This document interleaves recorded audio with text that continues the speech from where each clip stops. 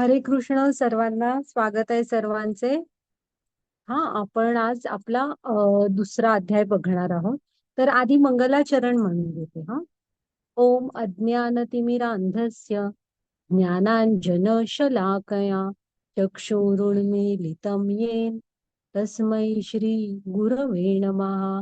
श्री चैतन्य मनोभीष्टं स्थापितं येन भूतले स्वयं रूप कदा मह्यं ददाति स्वपदान्तिकं.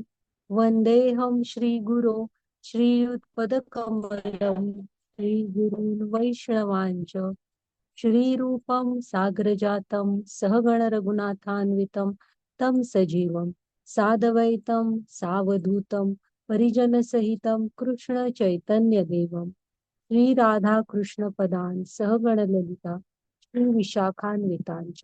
हे कृष्ण करुणा सिंधो दीनबंधो जगतपते गोपेश गोपिका कांत राधा कांत नमोस्तुते.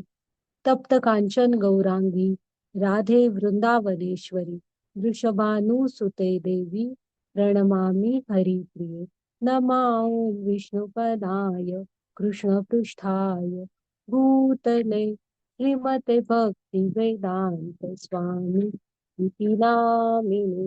नमस्ते सारस्वते देवी गौरवाणी प्रचारिणे निर्विशेष शून्यवादी पाश्चात्य देश तारिणे.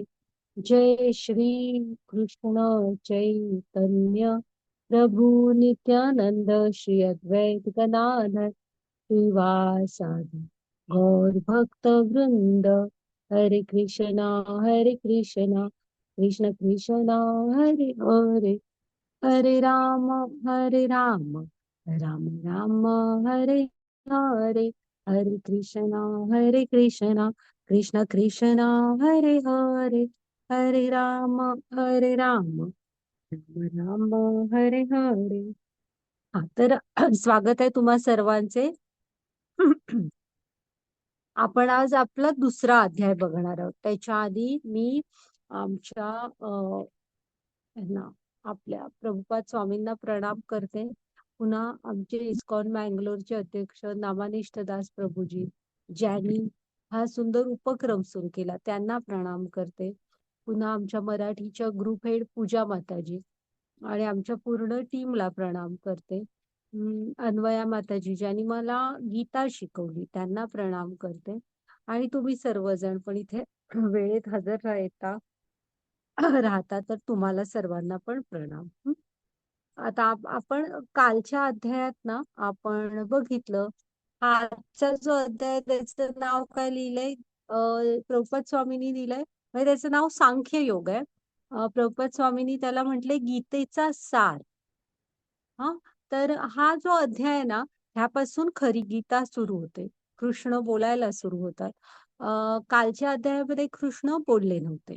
मग ह्या अध्यायाला प्रभुपाद स्वामी म्हणजे गीतेचं सार म्हणतात. म्हणजे ना किंवा हा अध्याय पिक्चरचा ट्रेलर असतो बघा तसा आहे की ज्यामध्ये पिक्चरचा आपल्याला बऱ्यापैकी कल्पना येते की ह्या पिक्चर मध्ये कुठले कुठले काय काय कव्हर केलेलं आहे त्यांनी काय आहे पिक्चरची स्टोरी.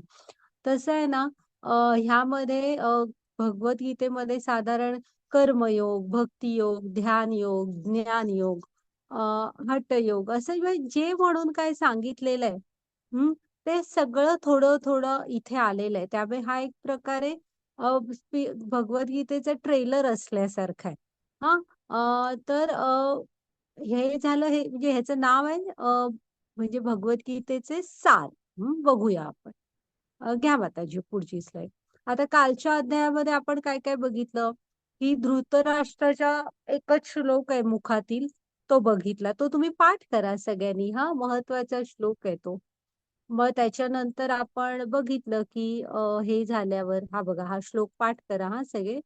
मग त्याच्यानंतर बघितलं की शंखनाद झाल्यावर कसं धृतराष्ट्र पुत्रांच्या हृदयात धस्स झालं.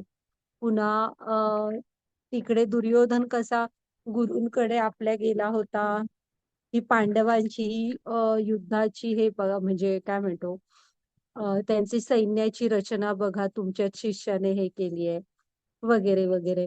मग त्याच्यानंतर आपण अर्जुनाच्या दुःखाची 5 कारणं आणि अर्जुनाच्या विजयाची 9 कारणं बघितली. तर आहे ना ह्या अध्यायामध्ये ही बघा ही समोर आलीतच.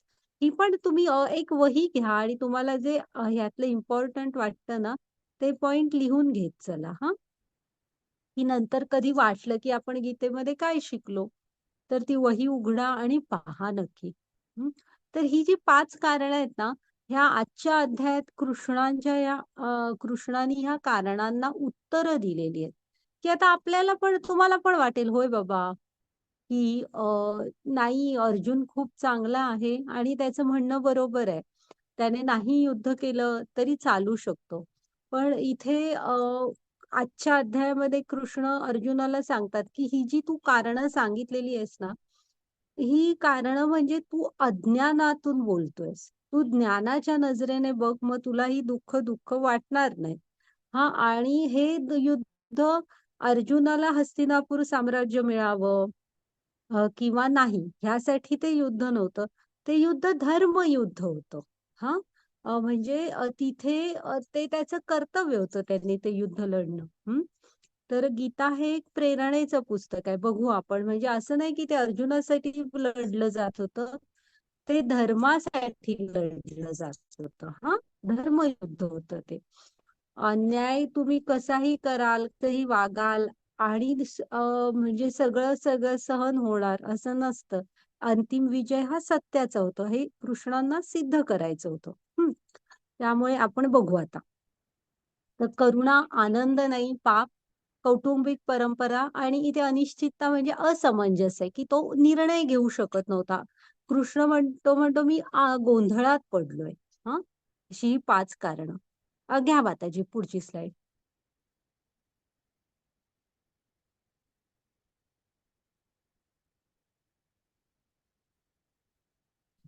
तर आहे ना इथे आता ना तुम्ही भगवद्गीतेमध्ये प्रत्येक वेळेस बघाल की लिहिलेलं आहे श्री भगवान उवाच. हा आणि मग भगवान कोण आहेत तर भगवान कोणाला म्हटलं जातं तर कृष्णांना भगवान म्हटलं जातं.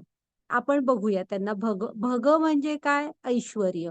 म्हणजे भगचे बरेच अर्थ आहेत त्यातला एक अर्थ आहे भग म्हणजे ऐश्वर्य वान म्हणजे युक्त.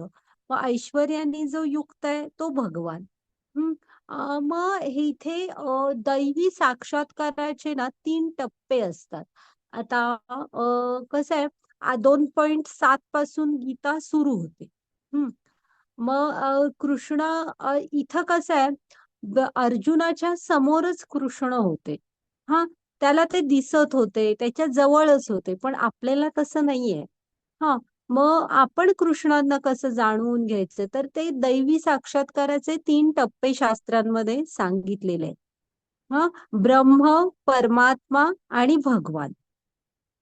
आता हा ब्रह्म म्हणजे काय असतो तर इथे तुमच्या आजूबाजूला तुम्हाला जी म्हणून काय सृष्टी दिसते नैसर्गिक अ म्हणजे प्रकृती म्हणतो ना आपण ही आपल्या आजूबाजूचा निसर्ग जो काही दिसतो झाड डोंगर आकाश अ पाणी म्हणजे नद्या समुद्र ह असं जे ही जंगल असं जे म्हणून काय आपण मानव निर्मित नाहीये जे आपल्याला ऑटोमॅटिक मिळालेलं आहे सगळं. तर ही जी सगळी सृष्टी आहे ना तो ब्रह्म. हा पहिला टप्पा असतो की जेव्हा आपण विचार करतो की कोण निर्माता असेल ह्याचा. हा हे कोणी एवढी सुंदर ही सृष्टी बनवली आहे जी इतकी छान चालते. म्हणजे माणसाच्या ढवळाढवळमुळेच जरासा गोंधळ झालाय नाही तर त्यांचं त्यांचं व्यवस्थित सुरू आहे. तर कोण असेल निर्माता तर हा ब्रह्म हा पहिला टप्पा असतो.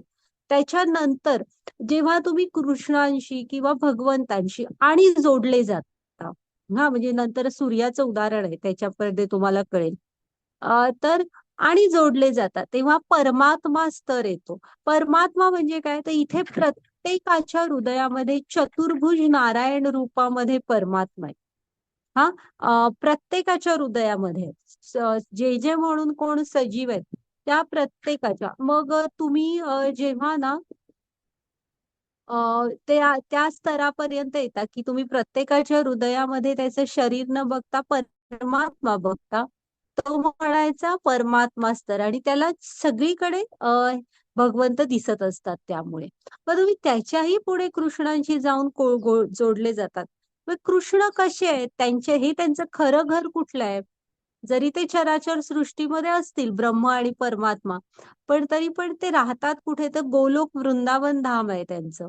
हा, मग हे गोलोक वृंदावन आहे ना, तिथे कृष्ण कुठल्या रूपात असतात? तर इथे भगवान मध्ये दाखवलेत बघा, त्यांचे श्याम सुंदर रूपामध्ये असतात, हातात बासरी वगैरे. तर तुम्ही जेव्हा त्यांच्याशी जोडले जाणार, तर तो भगवान हा टप्पा. त्यामुळे हे दैवी साक्षात्काराचे 3 टप्पे आहेत: ब्रह्म, परमात्मा आणि भगवान.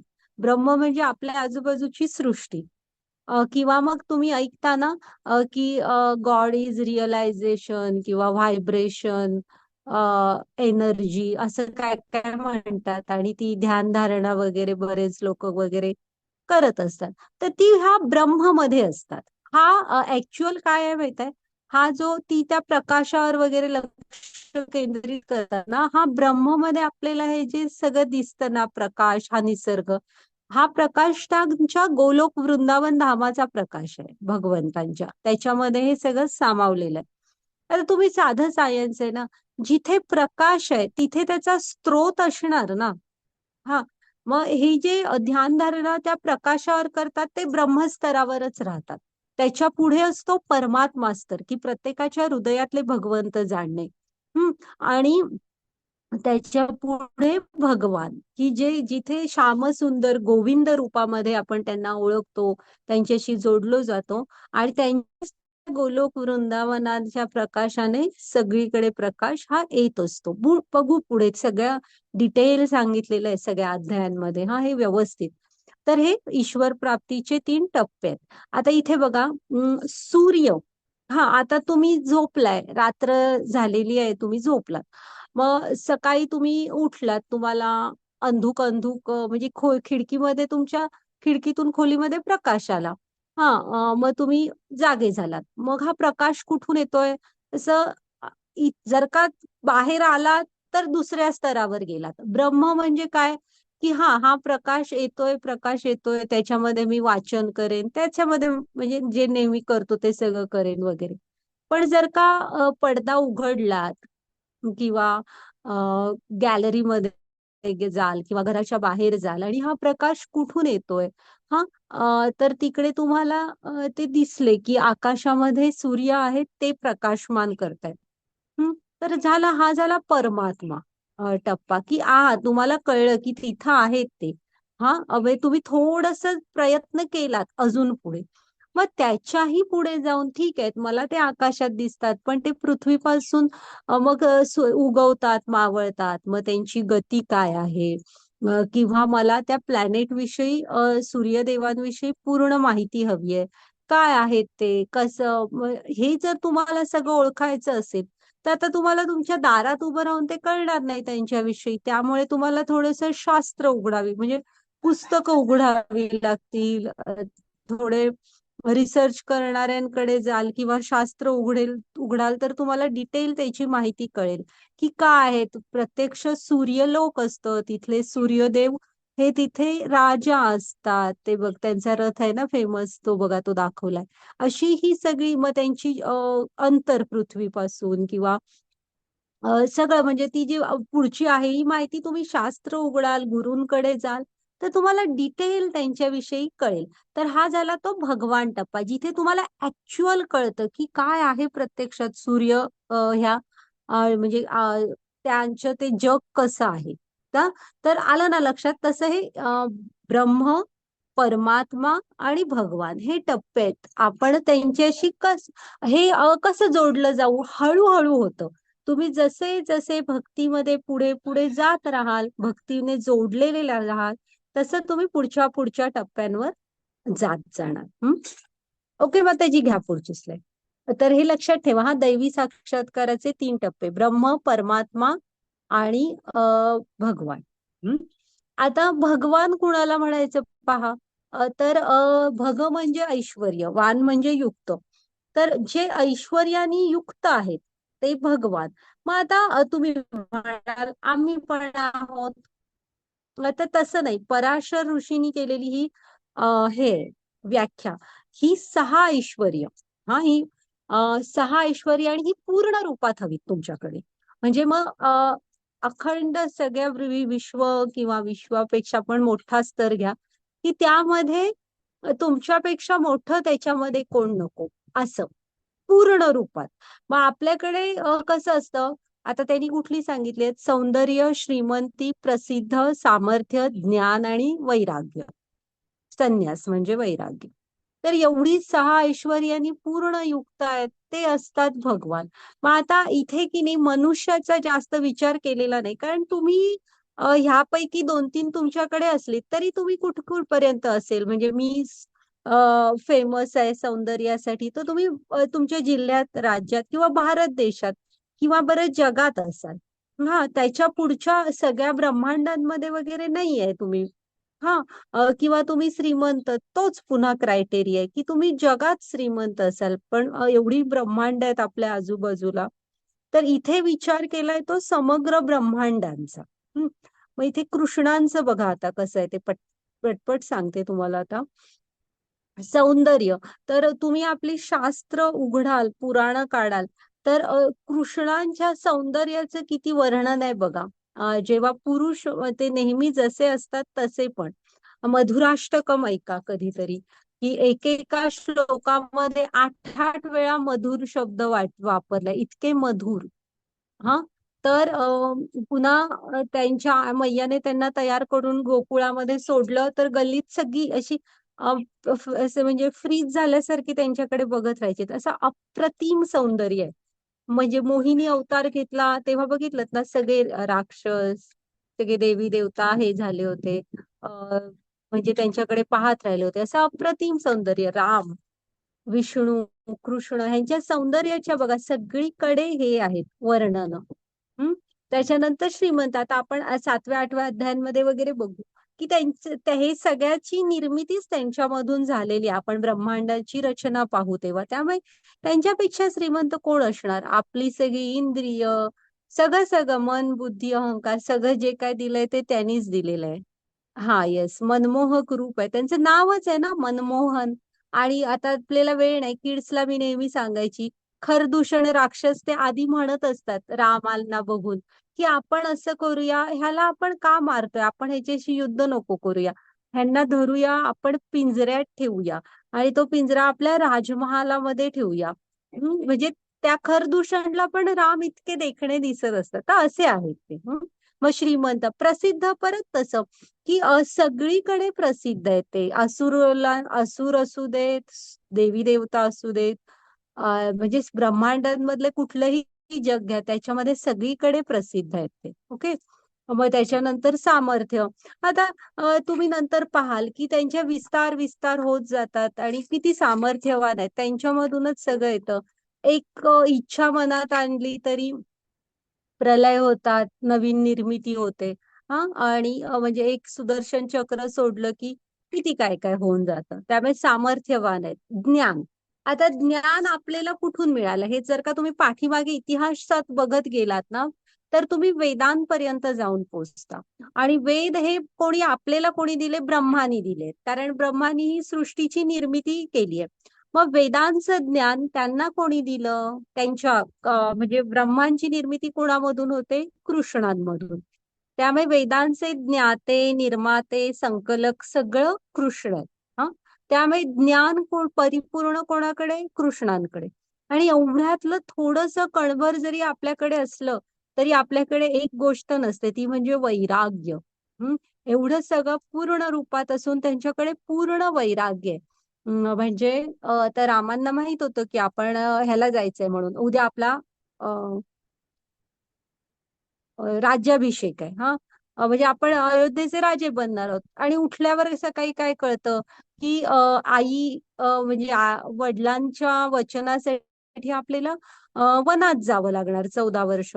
तर तितक्याच उत्साहाने आणि वडिलांना समजून सांगून की नाही, तुमचं वचन आहे तर आपण पाळायला हवं वगैरे, तेवढ्याच उत्साहाने उठतात आणि वनात जातात. आता कृष्णांचे जीवन पण बघा, जन्मले त्याच्यानंतर गोकुळात गेले. गोकुळात सगळं छान होतं. खरं पुढे असुरांचा संहार तर करायचा होता. त्यामुळे गोकुळ सोडले, पुन्हा इकडे ह्याच्यात आले मथुरेमध्ये. मग मथुरेमधून द्वारिकेला गेले. असे पण तुम्हाला दिसणार नाही की कृष्णाने कशाचा मोह केला. त्यांच्यामध्ये परम वैराग्य आहे. ओके. तर ही ती षड ऐश्वर्य, भगवान शब्दाचा अर्थ लक्षात ठेवा. तर ह्या षड ऐश्वर्यानी युक्त असे ते भगवान असतात. आणि ते राम, कृष्ण, विष्णू हे बसतात त्या व्याख्येमध्ये. तर भगवान म्हणून त्यांना म्हटलं जातं आणि म्हणून भगवद्गीतेमध्ये श्री भगवान उवाच असं लिहिलेलं आहे. घ्या त्याची पुढची स्लाईड.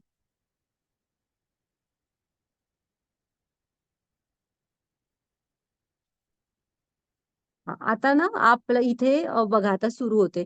तर इथे अर्जुनाच्या आयुष्यात प्रॉब्लेम आला. भर रणांगणावर अर्जुनाला असं वाटायला लागलं की आपण नको युद्ध करूया. होतं असं आपल्यावर. मग आपल्या पण आयुष्यामध्ये भरपूर वेळा असं काय काय काय काय होत असतं की जॉब कुठला करावा की बिझनेस करावा, किंवा कुठल्या शिक्षण आपण कुठल्या क्षेत्रातलं घ्यावं, घर कुठल्या एरियात घ्यावं, लग्न करावं तर की न करावं, आहे हजारो प्रश्न आपल्याला पडत असतात. तर आपणही आपल्या वेळेस ना काय करायचं असतं. तर तो इथे कृष्णांना अर्जुन पूर्ण शरण गेला, त्यांचं मार्गदर्शन घेतलं. तर तुम्ही पण तुमच्या वरिष्ठ म्हणजे गुरूंना शरण जायला हवं. पण ऍटलिस्ट त्या क्षेत्रातल्या जे एक्सपर्ट्स असतात, ज्यांना त्यातलं नॉलेज आहे, त्यांचं मार्गदर्शन घ्या. सगळं एकट्यालाच होणार नाही. एखादा विषय अवघड जातोय, तर तो त्याच्यावर फोकस करा. त्याच्यात शिक्षकांना त्यातल्या क्वेरीज विचारा, समजून घ्यायचा प्रयत्न करा. असं काही जे तुम्हाला इथे पहिल्यांदा स्वतःचा आधी प्रॉब्लेम ओळखा. आणि वरिष्ठांचं त्यांच्याकडून मार्गदर्शन घ्या. मग इथे शास्त्र काय सांगतं, तुम्ही 3 जणांचं मार्गदर्शन घ्यायला हवं. तुमचे गुरूंचं काय मत आहे, त्याच्यानंतर साधू, गुरु, साधू आणि शास्त्र.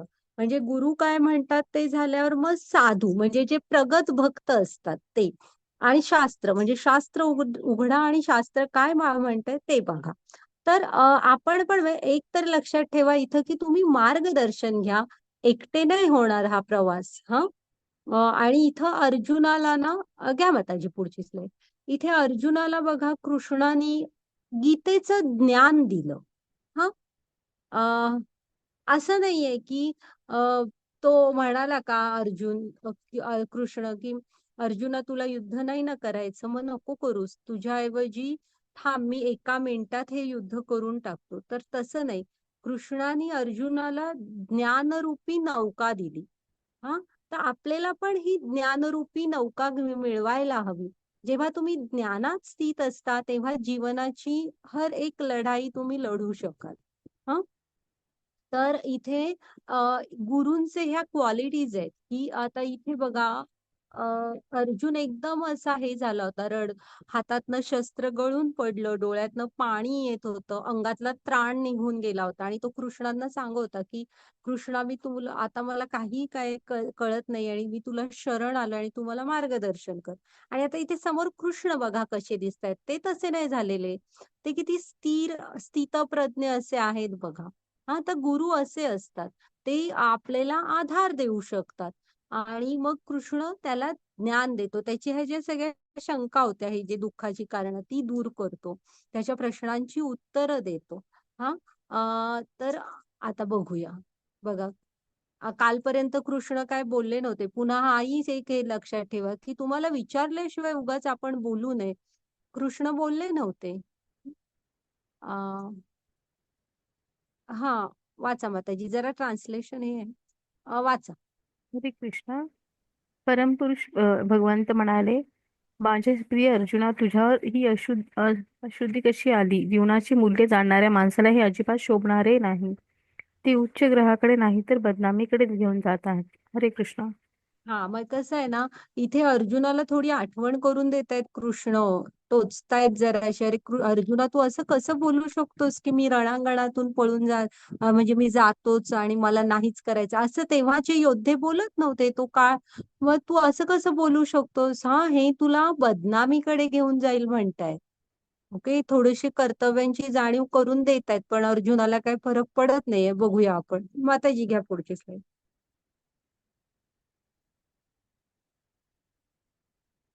एक मिनिट हा.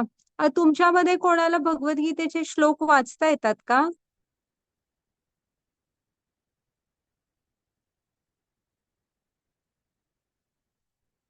ह्यावेळेस नाहीये काही कोण. तू तर आम्हाला मदत करा, वाचा तो श्लोक, असं मी म्हणणार होते. येतं का कुणाला भगवद्गीतेचा श्लोक वाचायला? मग मराठी वाचा ना. लिहिलेलं आहे ते. हं? मराठी जे लिहिलेलं आहे तेच ना. हा हा, ते तुमच्याकडे गीता असली तर त्यातला वाचलात तरी चालेल. 2.7 इथं पण स्क्रीनवर दिसतोय बघा, 2.7 कार्पण्य दोषो. हरे कृष्ण माताजी, दंडवत प्रणाम. अं, वाचू का? ते प्रभूजी वाचू देत आधी, मग तुम्ही पण ओके वाचा, ओके. चालेल. हा हरी बोल. वाचणार आहेत ना प्रभूजी? वाचा. हो हो. आता मी माझ्या कर्तव्याबद्दल संभ्रमित आहे. वरचा श्लोक वाचा, कार्पण्य दोषो. माताजी तुम्ही श्लोक वाचा ते. कार्पण्य दोषो पहत स्वभावः पुच्छामि त्वा धर्मसम्भूत चेतः यथेज स्वामिनिश्चित ब्रूहि हा तन्मे शिष्यतेह शाधी मा त्वां प्रमन्नम. हा, एक मिनिट एक मिनिट. हा, नाव काय आहे प्रभूजी तुमचं? जयेश वाणी. हा, बरं थांबा हा जरा 2 मिनिटं. मगाशी कोण संस्कृत श्लोक कोण वाचणार होतं माताजी, म्हणालात तुम्ही? हरे कृष्ण माताजी, मी वाचणार होती. हा, मग वाचा संस्कृत श्लोक. आणि जयेश हा, प्रभूजी तुम्ही खालचं ट्रान्सलेशन वाचा. हा, चालेल, तसं ठीक. चालेल. माताजी वाचा एकदा संस्कृत श्लोक. हरे कृष्ण. कार्पण्य दोष पहत स्वभावा पृच्छामि त्वा धर्म सम्मूढ चेता यच्छेय सान्निश्चितं ब्रूहि तन्मे शिष्यस्तेह शाधि मा त्वां प्रपन्नम. हरे कृष्ण. हा, वाचा प्रभूजी. आता मी माझ्या कर्तव्याबद्दल संभ्रमित आहे. या स्थितीत मी सांगत आहे, माझ्यासाठी काय चांगलं आहे हे मी स्पष्टपणे सांगतो. मी तुमचा शिष्य आहे आणि आत्म्याने तुमच्या स्वाधीन केले आहे. कृपया मला सूचना द्या. हा, हरे. तर आहे ना, अरे हा श्लोक जरा तुम्ही गीतेमधलं ट्रान्सलेशन वाचा त्याचं. तर आहे ना, हा श्लोक खूप महत्वाचा आहे. इथे ना आता त्यात जरासं आमचे टायपो एरर असतात ट्रान्सलेशन करताना. तर इथे बघा, त्यांनी काय विचारतो कृष्ण अर्जुन की अशा स्थितीत माझ्यासाठी निश्चितपणे सर्वात श्रेयस्कर काय आहे, या संबंधी मी तुम्हाला विचारित आहे. मी तुमचा शिष्य आहे आणि तुम्हाला शरण आलो आहे. कृपा करून मला उपदेश करा. हा, तर इथे ना इथं आपण पण, मी मगाशी म्हंटल ना, तुम्ही पण लक्षात ठेवा, तुम्ही वरिष्ठांचं मार्गदर्शन घ्या. आज हा भवसागर आहे. हा, आता आपण ते नंतर पाहूच सगळं, भवसागर का म्हणतात. तर इथं सुखदुःखांच्या लाटा ह्या उठत राहणार. मग आपल्याला कृष्णाने जशी अर्जुनाला इथं ज्ञानरूपी नौका दिली, तशी ती नौका आपल्याला पण आता तुम्ही गीता शिकाल ना, तर तुम्हाला पण ती ज्ञानरूपी नौका मिळेल. हा, आणि आपण म्हणजे तुम्ही ह्या प्रवास पार करू शकाल. ओके, त्यामुळे आपण पण शरण जायला हवं कृष्णांना, जसं इथे अर्जुन गेलाय. आता आपण शरण जातो, एखाद्या मंदिरात तुम्ही गेलात तर आपण काय मागतो? मला ही गाडी हवी आहे देवा, मला ही गाडी मिळू दे. किंवा देवा, मला हे ट्रिपला जायचंय, मला ही ट्रिप मिळू दे. किंवा हे प्रमोशन हवंय, हे प्रमोशन मिळू दे, असं आपण सांगतो. तर पूर्ण शरणागती कशाला म्हणतात, इथे अर्जुन करतोय बघा. तो काय म्हणाला की अशा स्थितीत माझ्यासाठी निश्चितपणे सर्वात श्रेयस्कर काय आहे, या संबंधी मी तुम्हाला विचारित आहे. हा, तर तो म्हणजे म्हणतोय की माझ्यासाठी सर्वात श्रेयस्कर, प्रेया आणि श्रेया असे 2 प्रकार असतात. प्रिय म्हणजे काय, जे आपल्याला हवंय. तर भक्त कसे असतात बघा, ते कृष्णाकडे मला प्रिय काय आहे ते नाही, तर माझ्यासाठी निश्चित श्रेयस्कर म्हणजे अंतिम. आता कदाचित थोडासा त्रास वाटेल पण त्या गोष्टीचा, हा, पण त्यामुळे माझं अंतिम हित होईल, असं माझ्यासाठी जे श्रेयस्कर आहे ते तू कर कृष्णा असं सांगतात. तर शरणागती ही असते की तुम्हाला कृष्णांकडे काय मागायचंय तर तुम्ही सांगा हे सगळं असं असं झालेलं आहे कृष्ण, आणि आता तुम्हाला जे योग्य वाटेल ते करा. तर असे भक्त असतात आणि ही असते शरणागती. गीता आपल्याला जीवनात आपण कसं वागायचं हे शिकवत असते. ओके, हा घ्या माताजी पुढची स्लाइड.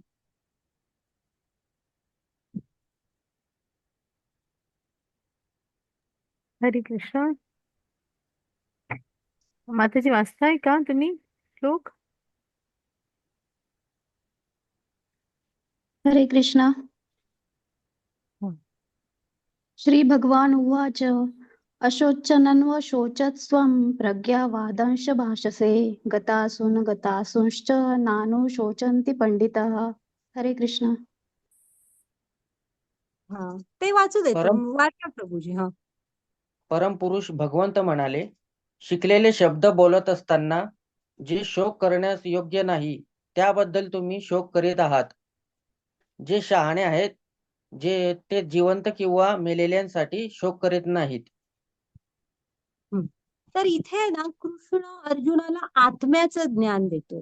हा अर्जुन काय म्हणाला, पहिलं करुणा, त्याला ही म्हणजे दया येत होती, प्रेम वाटत होतं, करुणा, कंपॅशन. हा, तर इथे कृष्ण अर्जुनाला सांगतायत की आत्म्याचं ज्ञान देत आहेत की तू वरचं शरीर बघू नकोस, तू शरीरामध्ये अडकलायस म्हणून हे दुःख करतोयस. जे शहाणे असतात ना ते जिवंत किंवा मेलेल्यांसाठी शोक करत नाहीत. म्हणजे असं दगडासारखं बना असं कृष्णांना सांगायचं नाही. आता हळूहळू आपण बघू की तुम्ही ज्ञानात स्थित व्हायला पाहिजे. म्हणजे बघा पुढं आहे त्याची स्लाइड, की आता तुम्हाला तुमच्या समोर एखादं कोणतरी पाण्यात बुडतंय, तुम्हाला पोहायला येतंय आणि तुम्ही गडबडीने त्याला वाचवायला गेलात आणि त्याने हातात एक 2 लाखाचं घड्याळ घातलंय, एक महागडा कोट घातलाय, तर तुम्ही त्या माणसाला वाचवणार की त्याचं घड्याळ किंवा त्याने कोटबीट जो काय घातलाय तो वाचवणार?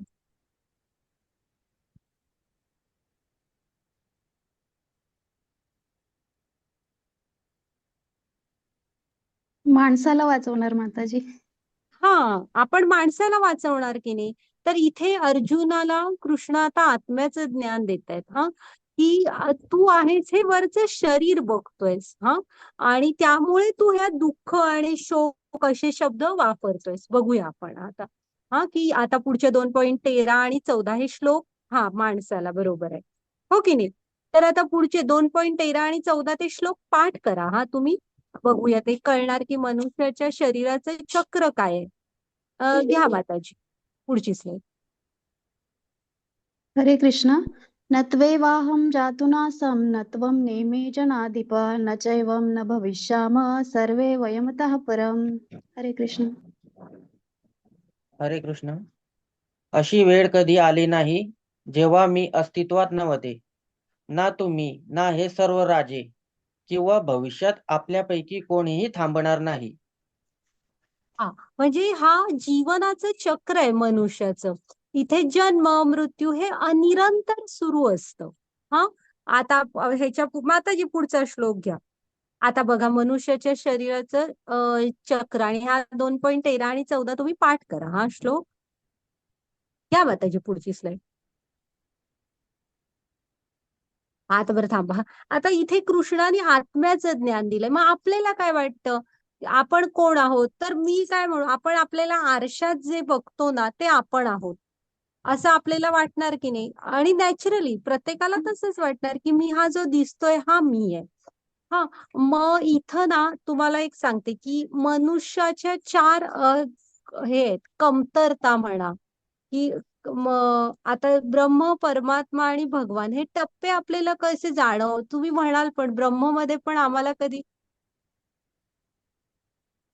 काय, एक मिनिट हा.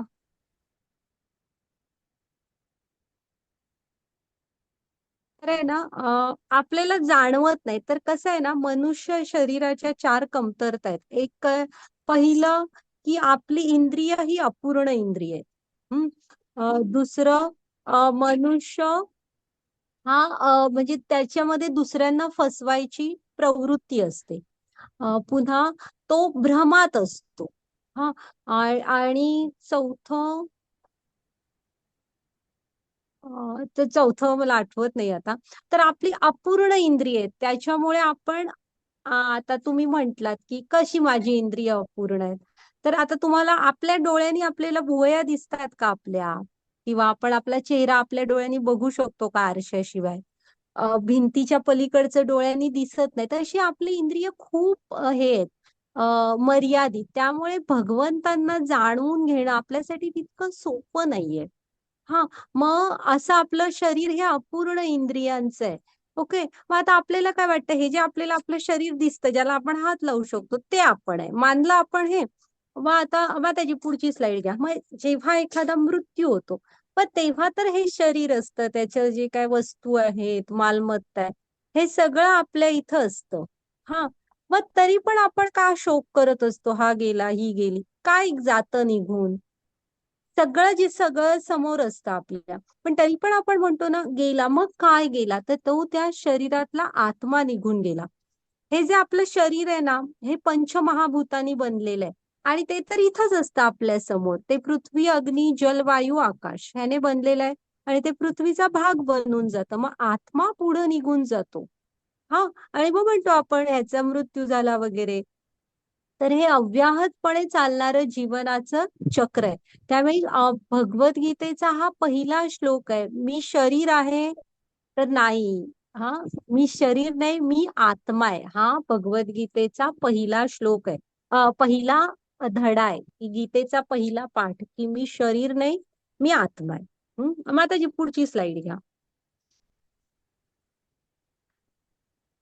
हे बघा, सजीव आणि निर्जीव ह्याच्यामध्ये फरक तोच आहे ना, की आपण सजीव आहोत, आपली वाढ होते, आपण प्रजनन करू शकतो, आपण एका जागेवरून दुसऱ्या जागेवर जातो. निर्जीव वस्तू हे काही करत नाहीत, म्हणून आपण त्यांना निर्जीव म्हणतो ना. आपण हे वर्गीकरण शिकलोय. मग सजीव म्हणजे काय आहोत? तर आपण आत्मा आहे, आपल्यामध्ये जीवन आहे. हं, घ्यावा त्याची पुढची स्लाइड. तर बघा, आता आहे ना, आपल्याला घरातून गाडी फोर व्हीलर जाताना वगैरे दिसते. तर आपण असं म्हणू का, की एक गाडी आपली आपण व्यवस्थित प्रवास करते? आपल्याला माहित आहे त्याच्यामध्ये ड्रायव्हर आहे की नाही? तोच तर चालवत असतो. भलेही आणि कोणी म्हणाल की रिमोटने चालणाऱ्या आल्यात, तरी सुद्धा कोणतरी त्याचं रिमोट कुठेतरी बसून ऑपरेट करतच असेल ना. ती आपली आपण निर्णय नाही घेणार, की मला ऑफिसला जायचंय, इथं पार्क करायचंय, जाताना आणि भाजी बिजी घेऊन जायची, अशी ती गाडी नाही विचार करणार. तर आहे ना, त्याच्या आत त्याचा ड्रायव्हर असतो. तसं आपलं हे शरीर आहे ना, हे वरचं एक ड्रेस असल्यासारखं आहे, वस्त्र आहे, आणि आत्मा हा त्याचा मुख्य हे असतो. म्हणजे आपण शरीर नाही, आत्मा आहे. ओके, आपल्याला पण हे वरचं कवर दिसत असतं, आत्मा आतला दिसत नाही. तर गीतेचा पहिला पाठ आहे, की आपण शरीर नाही, आपण आत्मा आहे. घ्या माताजी पुढची स्लाइड. आणि जेव्हा आत्मा सोडून जातो ना, तेव्हा या शरीराचा काही उपयोग नसतो. मग आता आत्मा असतो कुठे? तर हृदयामध्ये असतो. हम्म आणि माताजी घ्या पुढची स्लाइड. आणि हृदयात आत्म्याच्या शेजारी चतुर्भुज नारायण रूपामध्ये परमात्मा असतात. हा, प्रत्येकाच्या असतात. असं कधीही समजू नका की मला काहीच भगवंतानी दिलं नाही, माझ्याकडे काहीच नाहीये, किंवा मी किती जीवनात एकटा आहे. तर प्रत्येकाच्या हृदयामध्ये चतुर्भुज नारायण रूपामध्ये आत्म्याच्या शेजारीच परमात्मा असतात. हा, आणि आता आजचा अध्याय बघू तेव्हा मी तुम्हाला नंतर सांगते, की असं कधी समजू नका की आपल्याला काहीच नाही मिळालं. हा मनुष्य जन्म मिळाला, हे मनुष्य शरीर हे अमूल्य आहे. ओके, तर आता आपण कसे आहोत माहिती, आता इथे दाखवलंय बघा, पिंजऱ्यात पक्षी आहे. हा, मग ती बाई काय करते, त्या पिंजऱ्याला तिने सोन्या बिन्याचा बनवून घेतलाय, त्याला पुसते आणि ती बघतेय बघा, फक्त त्या पिंजऱ्याकडे बघते, आणि आतल्या पक्षाचा काहीतरी आहे बाबा, आत एक पक्षी, त्याचा आनंद कशात आहे काही बघत नाही. त्या पक्षाने अक्षरशः मान टाकली आहे बघा, उदास झालाय. हा, आणि इकडे शेजारी आहे बघा, एक साधासा पिंजरा आहे, त्याच्या आतमध्ये एक पक्षी टवटवीत असा दिसतोय. तर हा आपलं शरीर आहे ना, ते हा पिंजरा आहे, आणि आपण फक्त शरीराचे सगळे आहे पुरवत असतो, म्हणजे गरजा. आत्म्याकडे बिलकुल लक्ष देत नाही. मग आत्म्याचा आनंद कशामध्ये आहे हे बघायला हवं. मनुष्य जन्म त्यासाठी मिळतो आपल्याला. हा, घ्या माताजी पुढची स्लाइड. तर एक्झॅक्टली सेम आपण ते पहिल्या फोटो सारखं आहोत, की वरच्या पिंजऱ्यामध्येच अडकून पडलोय. तर हरिनाम जप हे आत्म्याचं अन्न आहे. तो भगवंतांचा अंश आहे, कृष्णांपासून अलग झालेला. त्यामुळे त्याला कृष्णांची ओढ आहे. हा, त्यामुळे त्याला वाटत असतं की कधीतरी ह्या पिंजऱ्याकडचं लक्ष काढून आपण त्याच्या आनंदाकडे लक्ष देऊ. तर आपला हा महामंत्र आहे, हरे कृष्ण कृष्ण कृष्ण हरे हरे, हरे राम राम राम हरे हरे. तर आत्म्याचं अन्न काय आहे, तर हरिनाम. त्याला आवडतं, तुम्ही घेऊन बघा. घ्या माताजी पुढची स्लाइड.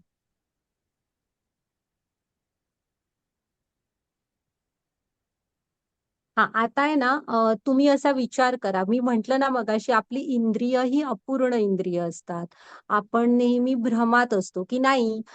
तुम्ही हे मान्यच करत नाहीत की माझी इंद्रिय अपूर्ण आहेत. हा नाही, मला देव दिसत नाही ना तर मी मानणार नाही, असं आपण अहंकार भ्रमामध्ये असतो. मला दिसत नाही तर मी मानणार नाही. अरे ह्या इंद्रियांनी तो आपल्याला दिसूच नाही शकत, आणि त्यांना काय गरज आहे तुम्हाला येऊन भेटायची. प्रयत्न आपल्याला करावे लागणार. त्यामुळे हा असतो अहंकार, किंवा हा भ्रम असतो आपला. अशा भ्रमात असतो आपण नेहमी. पुन्हा आपल्यामध्ये दुसऱ्यांना फसवण्याची वृत्ती असते. तर असे हे मनुष्य जन्माचे दोष आहेत. ओके, मग आता अपूर्ण इंद्रिय, तर तुम्ही जर का घराच्या खिडकीतून दरवाज्यातून बघितलं, लांबवर तुम्हाला असं एखादं हे दिसतंय, आकाशच दिसतंय, क्षितिज दिसतंय असं समजा.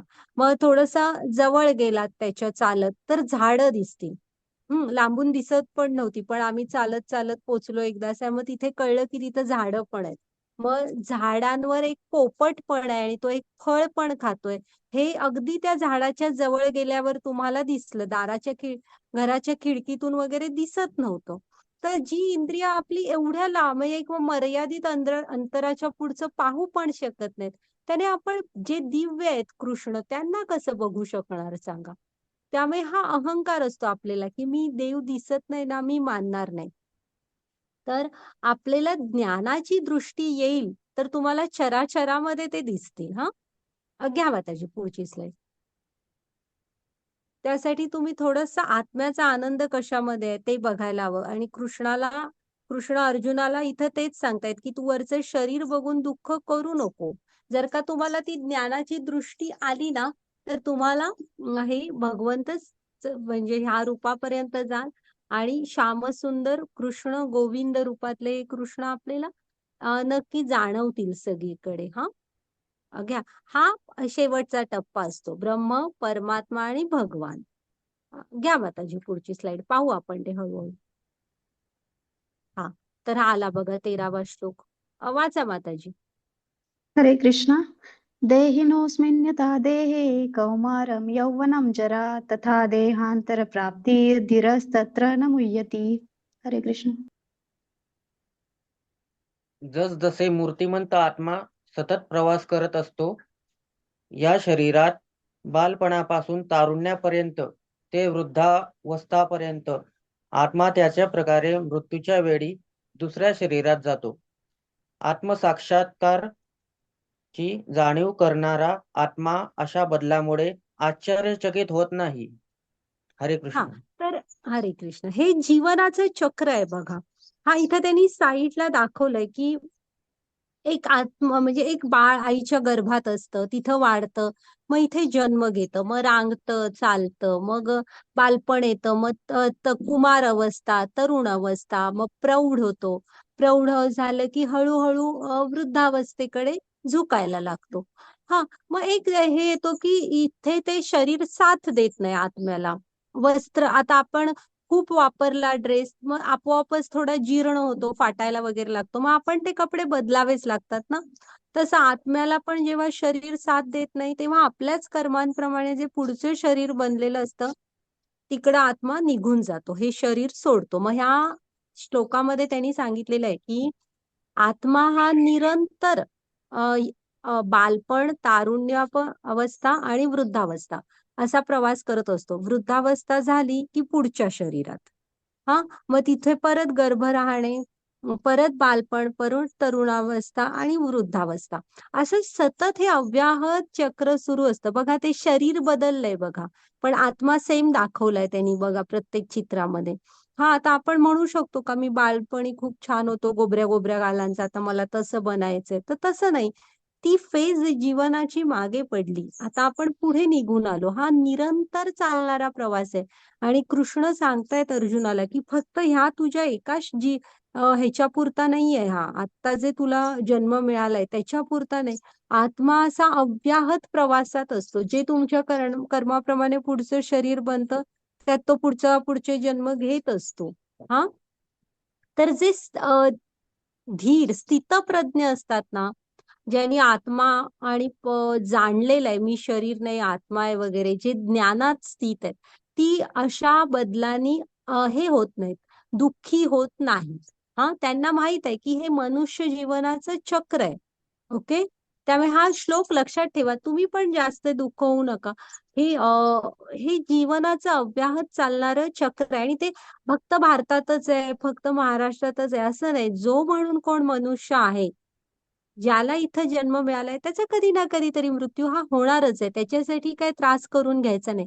मधलं जीवन तुम्ही कसं जगता हे महत्वाचं आहे. हा, घ्यावा ताई. आणि बाकी हे प्रत्येकाचे आहे की कोणी टाळू नाही शकत. प्रत्येक जण कधीतरी वृद्ध होतो. हा, हे प्रत्येकाचं म्हणजे मनुष्याचं हे चक्रच आहे. इवन प्राण्यांचं पण तेच आहे.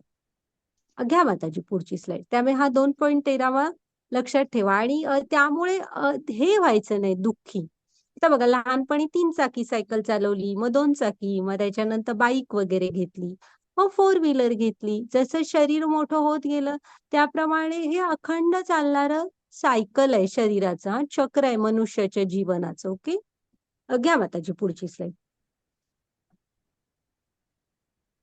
आणि आता तुम्ही घ्या लक्षात की कृष्ण म्हणतायत ना की असा अव्याहतपणे तो प्रवास करतोय. म्हणजे ना, आता त्यांनी दाखवलंय बघा, हे जे मनुष्य शरीर आहे आपल्याला, म्हणजे कधी फार उदास होऊ नका मला कायच नाही मिळालं. तर 84 लाख योनी आहेत. तर बघा, एवढा निरंतर प्रवास करून मग सगळ्यात शेवटी आपल्याला मनुष्य जन्म मिळत असतो. हा, एवढा प्रवास करून आपण आधी आलेलो आहोत, तेव्हा हे मनुष्य शरीर मिळालेलं आहे. ते अमूल्य आहे. त्यामुळे त्याचं महत्व ओळखा. ते वाया नका घालू व्यसन करून वगैरे. तर आहे ना, हे का मिळालंय आपल्याला ते आता गीतेमध्ये शिकाल. आणि मुख्य म्हणजे मनुष्य जन्म मिळालाय म्हणजेच खूप भाग्यवान आहोत. काही नाहीये आपल्याकडे असं समजू नका. हे अमूल्य असं शरीर आहे की ह्यामध्ये तुम्ही प्रगत मेंदू असतो, जिज्ञासा करू शकता, उच्च चैतना असणारं हे शरीर असतं आपलं. हा, आणि एवढा प्रवास करून आलेलो आहोत. ओके, घ्यावा त्याची पुढची स्लाइड. ते बघा, इथे ना कृष्णाने अर्जुनाला सांगितलेलं आहे की जन्म मृत्यू, म्हणजे जन्म मृत्यू जरा व्याधी म्हणजे म्हातारपण आणि आजारपण, ही 4 मनुष्य जन्माची खरी दुःख आहेत. आणि ही तू जी दुःख दुःख म्हणून सांगतोयस ना, ही अर्जुना दुःख नाहीये, ती अज्ञानातनं आलेली दुःख आहेत. ज्ञानाच्या नजरेने बघशील तर जन्म मृत्यू जरा व्याधी. जन्म म्हणजे कसं, आईच्या गर्भामध्ये एकदम छोट्या जागेत त्याला वेटोळं होऊन राहावं लागतं. ते एक थोडंसं वेदनादायकच असतं. त्याच्यानंतर म्हातारपण, जेव्हा आपण जरा परावलंबी होतो, शरीर साथ देत नाही, लक्षात राहत नाही वगैरे, ते एक थोडंसं फेज त्रासदायक असते. आजारी पडतो, तो थोडंसं आजारपण आलं की त्रास सहन करावा लागतो. आणि मृत्यू म्हणजे इथं सगळं हे सोडून कितीही काही केलात तरी पुढच्या प्रवासाला सोडून जायचं. त्यामुळे जन्म मृत्यू जरा व्याधी ही 4 फक्त मनुष्य जन्माची खरी दुःख आहेत. बाकीची जी दुःख आहेत ती अर्जुनाला कृष्ण सांगतोय की तू अज्ञानामधून आली आहेत ती. हा, आधी बघू आपण, त्यांनी उत्तरं दिलेली आहेत त्या सगळ्याची डिटेल. तर इथे तुम्ही पण लक्षात ठेवा की असे आपण अव्याहत प्रवासामध्ये असतो. आणि आत्मा विचार करत असतो की कधीतरी आपण म्हणजे मनुष्य जन्म मिळेल आणि आपण कृष्णांशी जोडले जाऊ शकू. नाहीतर असा आत्मा हा सतत एक शरीर झालं की पुन्हा आईच्या गर्भात, म्हणजे पुनरपी जननम पुनरपी मरणम पुनरपी जननी जठरे शयनम, असा तो निरंतर प्रवासामध्ये असतो. ओके, घ्या माताजी पुढची स्लाइड. आणि इथे 2.14 स्लाइड आहे का बघूया. हा, आहे आहे. हा, वाचा वाचा माताजी वाचा. हा, ही हरे पण कृष्ण. पाठ करा. मात्रा स्पर्शेस्तु कौन्तेय शीतोष्ण समदुःखदा आगमापायनो नित्यास्तांस्ति तिक्ष्वस्व भारत. हरे कृष्ण. हे कुंतीपुत्र, आनंद आणि त्रासाचे कायमस्वरूपी स्वरूप आणि त्यांचे योग्य वेळी गायब होणे, हिवाळी आणि ग्रीष्म ऋतूंचे येणे आणि गायब होण्यासारखे आहे. हा, हरे आता ना कृष्ण. आपण ही जी सुख दुःख म्हणतो ना जीवनात, ती कृष्ण काय सांगतायत, तू स्थिरपणे ती सहन करायला शिक. हा, आता मान्य आहे म्हणतात की तुझे आजोबा, गुरु, भावंड ह्यांच्याशी तुला पुन्हा त्याचे पलीकडच्या बाजूला पण कृष्ण, दुर्योधनाच्या, अर्जुनाच्या ओळखीचे राजे वगैरे होतेच ना. त्यांच्याबरोबर लढणं त्याला त्रासदायक वाटत होतं. म्हणजे ज्यांना मी कधी शब्दाने पण बोलू नाही शकत वाईट काहीतरी, त्यांच्यावर बाण कसे चालवू असं अर्जुनाला वाटत होतं. तर कृष्ण म्हणतात की तुला दुःख वाटणं साहजिक आहे. हा, असं नाहीये की तुम्ही दुःख नाही वाटणार. हे बघा, मनुष्य आहोत तिथे आपल्याला संवेदना आहेत आणि मनुष्य शरीराला तर जास्त उच्च चेतना असतात. त्यामुळे वेदना वाटणार आपल्याला, कंपॅशन, करुणाही वाटणार. पण कृष्ण सांगतायत की तू सहन कर. हा, दुःख वाटणार, स्वकीयांच्या जाण्याचं दुःख हे वाटणार, पण तू ते सहन कर. ते कसं आहे, इथे हे जे कोपऱ्यात झाड दाखवलंय बघा, एकाच झाडाचे ते वेगवेगळ्या ऋतूतले फोटो आहेत बघा. हम्म, तर जीवन तसं असतं. कृष्ण काय म्हणतायत की आपलं हे जे जीवन असतात ना, ह्यात सुख आणि दुःख ही उन्हाळा आणि हिवाळा ह्या ऋतूंप्रमाणे येऊन जाऊन असणार. असं कधीच होणार नाही की जीवनात बाबा माझ्या फक्त दुःखच आहेत, सुख कधी आली नाहीत, बिलकुल नाही. तर ती ऋतूंप्रमाणे येऊन जाऊन असणार. आपण त्यामध्ये स्थिर राहायला शिकायचं. हा, हे बघा की हिवाळा आणि उन्हाळा ऋतूंच्या येण्या जाण्यासारखी आहे ती. त्यामुळे आपण, ते आता झाड आहेच ना, ते कसं सहन करते तसं आपण पण हे हँडल करायला शिकायचं. आले प्रॉब्लेम तर त्यातनं बाहेर पडायचं, बघायचं, वरिष्ठांचं मार्गदर्शन घ्या. हा, आणि कसं आहे, ह्या असा कधी जीवनात विचार करू नका की हे सगळं फक्त माझ्या बरोबर होतं. तर इथं प्रत्येक माणसं, म्हणजे गीता ही असं काही एक्सक्लुझिव्ह कुणासाठी नाहीये. तुम्ही मनुष्य आहात तर कुठलेही राहा, कोणही असा, प्रत्येक मनुष्यासाठी सेम आहे हे. हे तत्वज्ञान बदलणार नाही. त्यामुळे प्रत्येकाच्या जीवनात सुखदुःखांच्या लाटा ह्या उठत असतात. फक्त तुमच्या येत आहेत असं नाहीये, असा विचार करू नका. आणि कृष्ण सांगतायत की त्या ऋतूंप्रमाणे आहेत, त्या येऊन जाऊन असणार. हा, ओके. घ्या माताजी. त्यामुळे हे 2.13 आणि 14 दोन्ही श्लोक लक्षात ठेवा तुम्ही जीवन जगताना. हा, हा, घ्या माताजी पुढची स्लाईड. वाचा माताजी. हरे कृष्ण. न जायते म्रियते वा कदाचिन नायं भूत्वा भविता वा न भूया अजो नित्या शाश्वतोऽयं पुराणो न हन्यते हन्यमाने शरीरे. आत्म्यासाठी कधीही जन्म आणि मृत्यू नाही. तो जन्मजात चिरंतन सदैव आहे. हा, म्हणजे इथे कृष्ण काय म्हणतात, शरीर बदलेलही त्यांचं, पण तू आत्म्याला मारू नाही शकत. इथे आत्म्याचं ज्ञान देत आहेत. हा, तो अर्जुनाला की आपण आत्म्याला मारू नाही शकत. तो कृष्णांचा भाग असल्यामुळे कृष्ण कसे आहेत, सच्चिदानंद रूपानी म्हणतो ना आपण त्यांना, सच्चित आनंद. तसा आत्मा पण त्यांचा सूक्ष्म अंश आहे. त्यामुळे आपला शरीर नाही, शरीर पंचभूतानी बनलंय, पण आत्मा हा पण सच्चित आनंद आहे. आपण त्याला मारू शकत नाही. तो एका शरीरातून दुसऱ्या शरीरात प्रवास करत असतो. इथे थोडं आत्म्याचं ज्ञान दिलेलं आहे. हा, घ्या माताजी पुढची स्लाईड.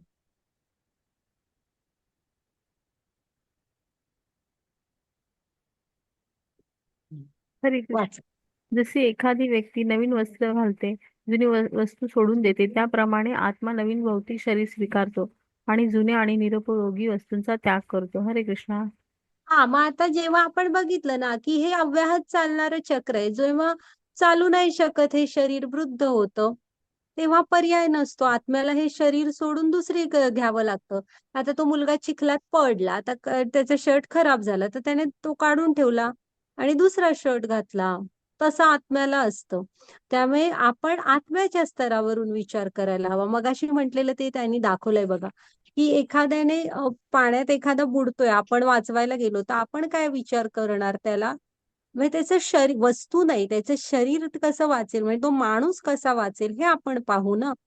त्यामुळे आपण पण आत्म्याच्या स्तरावरून विचार करायला हवा. हा, घ्या माताजी पुढची स्लाइड. हे थोडं आत्म्याविषयीचे गुणधर्म आहेत. हा, हे पण वाचा माताजी. हरे कृष्ण.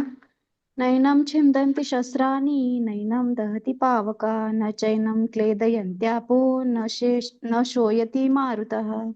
हरे कृष्ण. कोणत्याही शस्त्राने आत्म्याला कधीही तुकडे करता येणार नाही. त्याला आगीत जाळून टाकता येऊ शकत नाही, पाण्याने ओले होऊ शकत नाही आणि वाऱ्याने सुकवले जाऊ शकत नाही. हरे कृष्ण. हा, म्हणजे ह्या आत्म्याचे गुणधर्म सांगितलेले आहेत बघा. तो सच्चित आनंद आहे, तो शाश्वत ज्ञानमय आणि आनंदमय आहे. त्याला कुठलंही शस्त्रास्त्र त्याच्यावर हल्ला करू शकत नाही, त्याला मारू नाही शकत, आगीने तो जळणार नाही, तुम्ही त्याला वाऱ्याने सुकवू नाही शकत. असे हे आत्मा आहे तो. हा, त्याचे गुणधर्म इथे अर्जुनाला सांगितलेले आहेत. घ्या माताजी पुढची स्लाईड.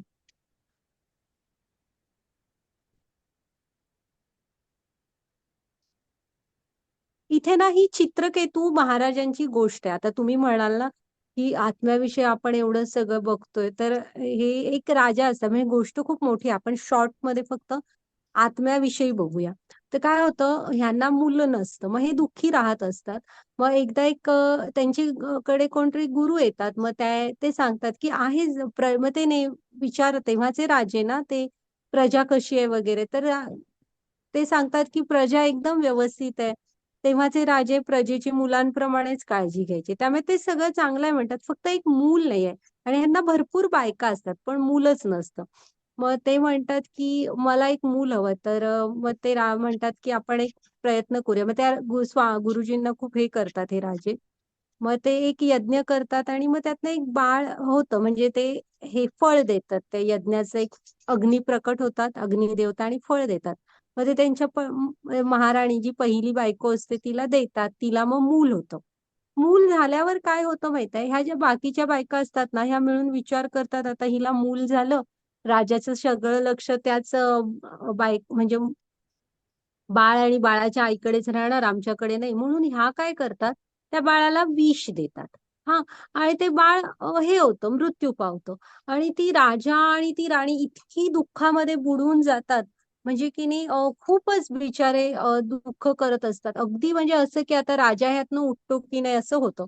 मग आहे ना, नारद येतात. नारद सांगतात की थोडं आता आपण जे आत्म्याविषयी बघितलं ना, तेच सांगतात. तर तरी पण राजाला त्या दुःखातनं काय बाहेर पडता येत नसतं. मग नारद म्हणतात की थांब, मी तुझ्या मुलाला परत बोलवतो. हा, माताजी जरा पुढची स्लाइड घ्या बघू, 2 त्याच्यात आहेत का बघते तो. हा, नाही त्यांनी दाखवलेलं नाही.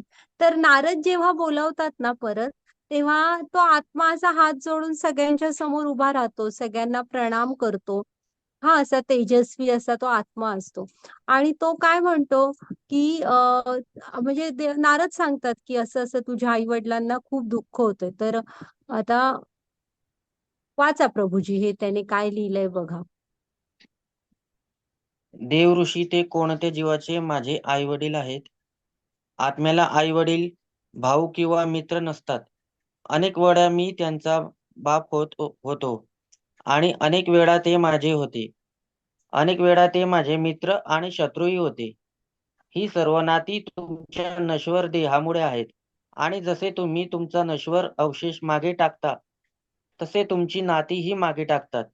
आणि मग प्रत्येक जण स्वतःच असतो आणि त्याला त्याच्या कर्माप्रमाणे दुःख भोगावे लागते.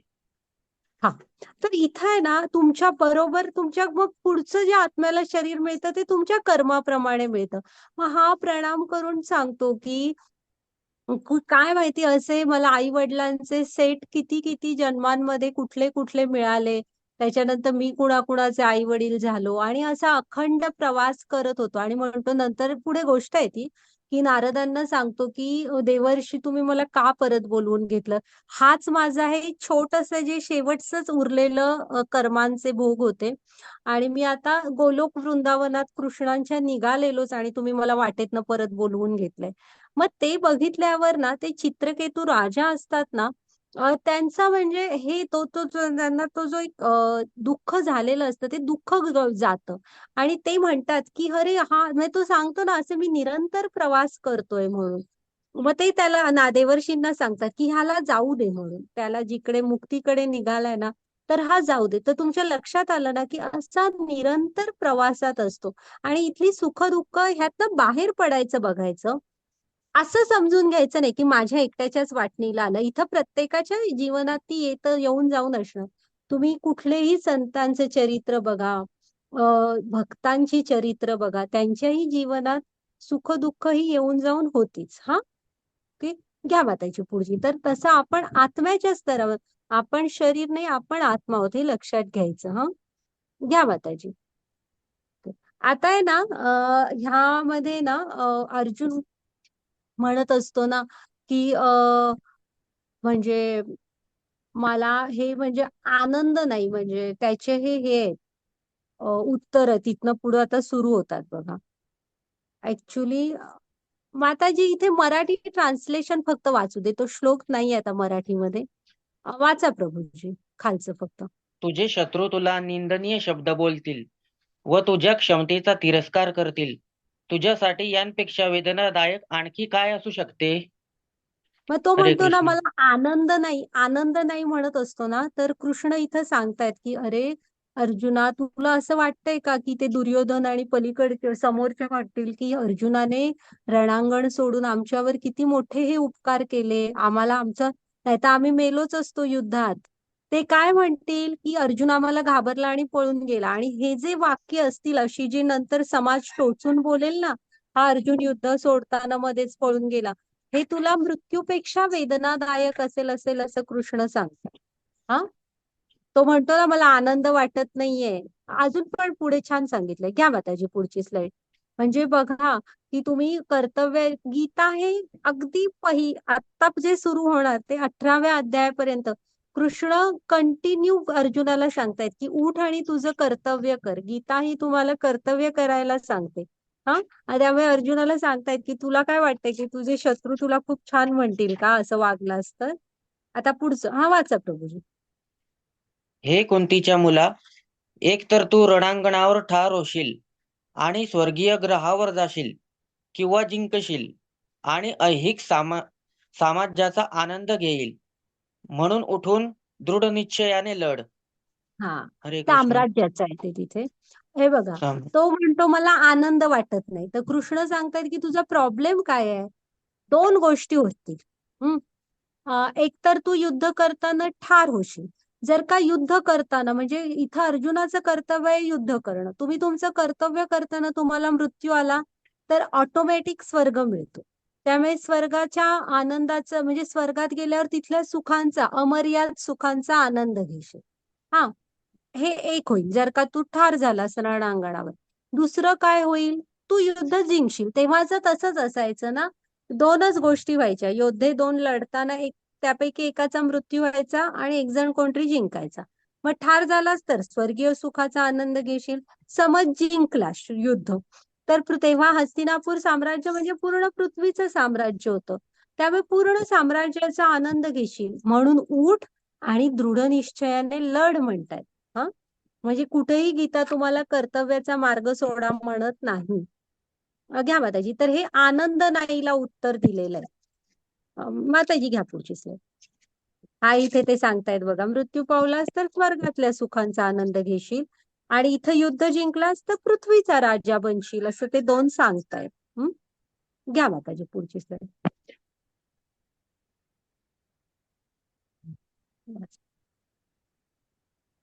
आता पापी प्रतिक्रियांचं सांगितलेलं आहे, वाचा. या प्रयत्नात कोणतेही नुकसान होणार नाही आणि या मार्गावरील थोडी प्रगती एखाद्याला सर्वात धोकादायक प्रकारच्या भीतीपासून वाचवू शकते. हरे कृष्ण. हा, म्हणजे इथं आहे ना पापी प्रतिक्रिया लागत नाही. म्हणजे तो म्हणत असतो ना मला पाप लागेल, तर इथं लक्षात ठेवायचं की हे युद्ध व्हावं ही कुणाची इच्छा होती, कृष्णांची. आणि कृष्णांच्या सेवेमध्ये तुम्ही अल्पस जरी काय केलं तरी आपल्याला पाप लागत नाही. आता हनुमानाने लंका जाळली, तर आपण म्हणतो का हनुमानाने बाबा एकट्या रावणाचीच घर तेवढं पेटवायचं, सगळी लंका जाळायची काय गरज होती वगैरे, आपण असलं कधी काय म्हणत नाही. का म्हणत नाही, तर त्यांनी ते रामांची सेवा म्हणून केली होती. रावणाने पण काही कमी त्रास दिला नव्हता समाजाला, ऋषींना वगैरे. हा, त्यावेळी कृष्णांची सेवा म्हणून तुम्ही जे काय करता त्यांच्या इच्छेसाठी, त्याने तुम्हाला पाप लागत नाही. इथं अर्जुनाचं कर्तव्य तर होतच युद्ध करणं, आणि ती कृष्णांची इच्छा होती. हा, उलट तुम्ही तुमच्या कर्तव्याच्या मार्गावर थोडं जरी चाललात किंवा कृष्णांची सेवा करण्यासाठी, तरी तुम्हाला मोठ्या भीतीपासून तुम्हाला वाचवू शकतात. मग इथं ना ती एक गोष्ट आहे. एक उंदीर असतो, जो मंदिर बंद करून, मंदिरातले भटजी जातात बघा मंदिरात, भगवंतांच्या इथे दिवा वगैरे लावून सगळं बंद करून जातात. हा, तसे ते निघून जातात. आणि हा उंदीर असतो ना, त्याला ते तेलातली वात खूप आवडत असते. मग तो म्हणतो, त्याचं लक्ष जातं, आणि मग तो ती वात असते ना, ती शेवटी जेव्हा, आता जळणारी वात तर काय त्यांना खाता येत नाही, ते दिव्यातली तेलातली वात ना शिल्लक राहिलेली असते फक्त, ती येतो. आणि कृष्णांचेच हे असतं मंदिर, आणि ती वात असते ती काढून घेतो. काय तोपर्यंत पुढे जराशी ती शिल्लक असते बघा, ती तेल संपल्यावर थोडीशी जळते बघा वात, कापूच तो. हा, तसे जळतीलीच तोंडात धरतो, आणि भगवंतांच्या ना म्हणजे तोंडात घेऊन अशी एक प्रदक्षिणा पण काढतो, आणि ती वात खाऊन टाकतो. मग आता उंदीर खरं तर वात खायला आलेला, पण भगवंतांनी काय गृहीत धरलं, कसा का असे ना, आता हे तर उंदराचं शरीर, ज्यामध्ये फार काय कळत नाही भक्ती वगैरे, तरी पण हा माझ्याकडे आला हातात दिवा घेऊन, मला एक प्रदक्षिणा घातलं, म्हणून मग पुढचा जन्म या त्या उंदराला मनुष्याचा मिळतो, की ज्यामध्ये तो स्वतःची आध्यात्मिक प्रगती करू शकेल. तर अशी ही पुराणात गोष्ट आहे. म्हणजे तुम्ही कृष्णांच्या सेवेमध्ये थोडस जरी केलं ना, तरी खूप मोठ्या ह्याच्या भीतीपासून आपल्याला वाचवू शकते. इथं ही गजेंद्रांची गोष्ट आहे, ही भागवतम मध्ये आहे, की गोष्ट काय खूप मोठी आहे, पण जेव्हा त्या मगरी बरोबर फायनली गजेंद्रला कळतं की आपलं काय इथे, कारण पाण्यामध्ये हत्तीला मगर काय फार अवघड नाही मारायला, पण पाण्यामध्ये ती अवघड होत होती. म्हणजे जमिनीवरचं युद्ध वेगळं झालं असतं, पाण्यामध्ये मगर भारी पडत होती. शेवटी गजेंद्र सगळे प्रयत्न सोडतात, आणि भगवंतांचे भजन गायला लागतात. मग भगवंत येतात आणि गजेंद्रला सोडवतात. पुन्हा खारुताई असते बघा, राम सेतू बांधताना ती एक एक दगड घेऊन जात असते, तर रामांचं लक्ष जातं ना तिच्याकडे, राम तिला उचलून घेतात, की आता काय एका दगडाने काय तिच्या खूप फरक पडणार होता का, सेतू समुद्रात बांधून होणार होता काय. पण तिने तिचं कर्तव्य केलं ना, बसून नाही राहिली, दगड टाकायला मदत केली, तर रामाने स्वतः उचलून हातावर घेतलं, मायेने पाठीवरून हात फिरवला, आणि इतक्या नंतर पण आपण तिची चर्चा करतोय. म्हणजे बघा, तर ह्या तुमच्या भगवंतांसाठी केलेली छोटी सेवा सुद्धा कधीही व्यर्थ जात नाही, ती आपल्या बरोबर तुमच्या पुढच्या ह्याच्यामध्ये येत असते. हा, मृत्यूनंतर पुढे गृहीत धरली जाते. आणि आहे ना, इथं इथं त्यांनी एक लिहिलंय बघा, की सर्वात धोकादायक प्रकारच्या भीतीपासून वाचवू शकते. मग हा सगळ्यात मोठा धोका कुठला? आता मृत्यूचा धोका तर कृष्णाने गृहीतच नाही धरलेला, ते तर काय लाईफचा एक पार्ट आहे. मग कुठला धोका म्हणतायत, तर अधःपतनाचा. तो तुम्ही लक्षात ठेवा. हा, कुठला धोका, तर पुढचं शरीर तुम्हाला माणसाचं पण न मिळता प्राण्यांचं मिळालं, तर त्याला अधःपतन म्हणतात. का, तर मग पुन्हा तुम्हाला वाट बघावी लागणार, की कधीतरी मनुष्य जन्म मिळेल, म्हणजे आत्म्याला, आणि मग मी त्यात भगवंतांची भक्ती करून त्यांच्याकडे जाईन, कारण त्यांच्याकडून आलेला असतो आपला आत्मा, त्यामुळे ओढ असते आपल्याला भगवंतांची. तर अधःपतनाचा धोका असतो. हा, की हे मनुष्य शरीर मिळालंय, तर आपलं वागणं असं हवं की ऍटलिस्ट पुढचा जन्म मनुष्याचा तरी मिळेल. प्रयत्न मुक्तीसाठी करायचे असतात, भगवंतांच्या प्राप्तीसाठी, पण ऍटलिस्ट मनुष्याचा तरी मिळायला हवा, नाही तर मग परत मग वाट बघावी लागणार, कधीतरी मनुष्य शरीर मिळेल. ओके, घ्या माताजी पुढची स्लाइड. तर हे पापी प्रतिक्रियेसाठी दिलेलं उत्तर आहे. हा, कृष्णांच्या सेवेमध्ये केलेली छोटीशी गोष्ट पण मौल्यवान असते. इथे बघा, खारुताई आणि हनुमानांचं उदाहरण दिलं. ओके, पापी प्रतिक्रिया लागत नाहीत तुम्ही जेव्हा तुमची कर्तव्य करता, कृष्णांची सेवा करता. घ्या माताजी पुढची स्लाइड.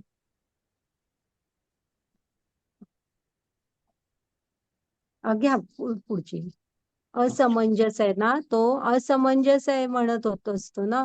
ऍक्च्युली ह्यातलं ना पारिवारिक परंपराचं उत्तर 3ऱ्या अध्यायात मिळणार उद्या आपल्याला. असमंजसचं बघा. तो म्हणालेला ना की माझ्या बुद्धीनं मला मी निर्णय नाही घेऊ शकत. हा वाचा प्रभूजी. जे या मार्गावर आहेत ते हेतूने दृढ आहेत आणि त्यांचे ध्येय एक आहे. हे कुरुच्या प्रिय बालक, निर्विकार असलेल्यांची बुद्धी अनेक शाखांनी युक्त असते. हा हरे म्हणजे कृष्ण. कसं आहे, इथे कृष्ण काय सांगतायत, तुझ्या बुद्धीला फाटे फुटले म्हणून ती ही दुःख दुःख करतोयस. जे दृढ निश्चयी असतात, जे स्थितप्रज्ञ असतात, हा त्यांच्या म्हणजे ते ह्या मार्गावर दृढपणे चालतात. तुझ्या बुद्धीला फाटे फुटलेत म्हणून तू असं म्हणतोयस. मग आता का म्हणतायत कृष्ण असं की बुद्धीला फाटे फुटलेत? हा मग अर्जुन इथे विचारतो की कुणाच्या बुद्धीला फाटे फुटलेले नसतात? तर कृष्णाने सांगितलंय जे स्थितप्रज्ञ असतात, ज्यांची बुद्धी स्थिर असते, त्यांना निर्णय घेताना असं तुझ्यासारखं तू डळमळीत वाटणार नाही, कारण त्यांची बुद्धी स्थिर असते. मग अर्जुन विचारतो की कोण असतात असे स्थितप्रज्ञ मुनी? तर त्यांची लक्षणं पण सांगितलेली आहेत स्थितप्रज्ञ माणसांची. त्यामुळे लक्षात ठेवा की हा म्हणतोय ना माझी बुद्धी म्हणजे मी निर्णय नाही घेऊ शकत, तर कृष्ण म्हणतात की तू ज्ञानात स्थित नाहीयेस, स्थितप्रज्ञ नाहीयेस, म्हणून तुला तसं वाटतंय आणि तुझ्या बुद्धीला फाटे फुटले. स्थितप्रज्ञ राहा म्हणजे तू निर्णय घेऊ शकशील. हा आणि हा तोच अर्जुन आहे, हा बघा, जो पक्ष्याचा डोळा दिसतोय असं उत्तर देतो द्रोणाचार्यांना. मग ज्ञान मिळाल्यावर तो पण होतो परत तसा. बघूया आपण. द्या माताजी पुढची स्लाइड.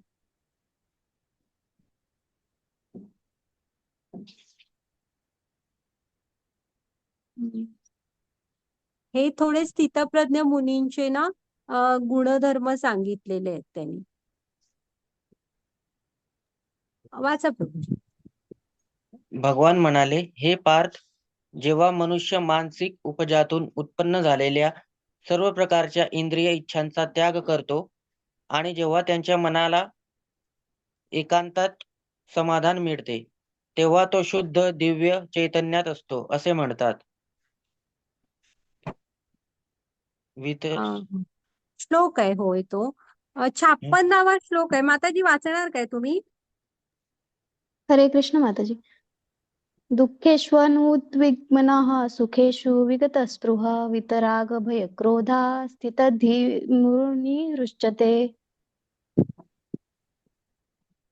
जो त्रिविध दुःखातही मन विचलित होत नाही किंवा आनंद असतानाही आनंदी होत नाही आणि जो आसक्ती, भय आणि क्रोधापासून मुक्त असतो, त्याला स्थिर चितांचा ऋषी म्हणतात.